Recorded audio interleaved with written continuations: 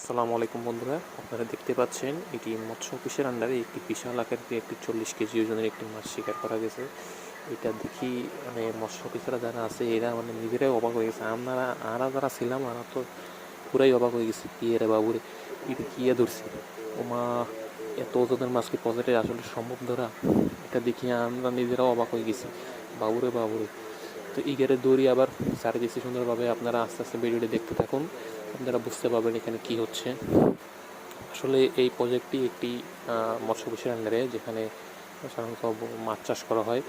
এই মাছগুলি প্রায় অনেক বড় সাইজের হতে দেখা যায়, কিন্তু এই প্রথম এই মাছটি 40 কেজি ওজনের মাছ ধরা পড়তে দেখা যায়।